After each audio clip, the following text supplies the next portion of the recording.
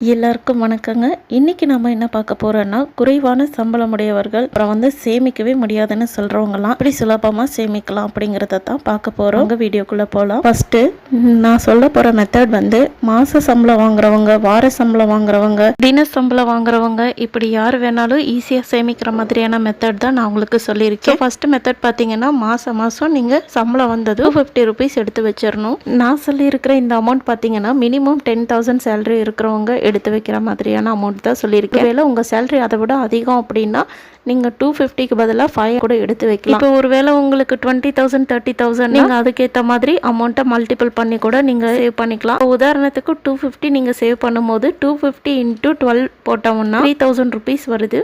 அடுத்த மெத்தட் பார்த்தீங்கன்னா டெய்லி 5 rupeesனு நீங்கள் எடுத்து வைக்கலாம். 5 rupees அப்படிங்கிறது நம்ம கடைக்கு போகும்போது ஒரு சாக்லேட் வாங்குறதோட அமௌண்ட் தான். ஸோ இது நீங்கள் டெய்லி எடுத்து வைக்கும் போது இதுவே ஒரு பெரிய அமௌண்ட்டாக மாறும். 5 × 365 days போட்டோம் அப்படின்னா 1,825 rupees வருதுங்க. இதுவும் ஒரு நல்ல அமௌண்ட். அடுத்தது பார்த்தீங்கன்னா நம்ம வீக்லி ஒன்ஸ் சேவ் பண்ணலாம். வீக்லி ஒன்ஸ் நீங்கள் ஒரு 100 rupees எடுத்து வச்சிங்க அப்படின்னா மொத்தமாக 52 வாரங்கள் இருக்கு. 100 × 52 போட்டோம்னா 5,200 ரூபாய் வருதுங்க. ரொம்ப ஈஸியாகவே நம்ம ஒரு 5,200 சேவ் பண்ணிடலாம். இப்போ நான் சொன்ன 3 மெத்தட்லையுமே நான் சின்ன அமௌண்ட்டுக்காக சொல்லியிருக்கேன். ஒருவேளை உங்கள் சேலரி அதிகமாக இருக்கிற பட்சத்தில் இது எல்லாமே மல்டிபிளாக நீங்கள் சேவ் பண்ணி பாருங்க.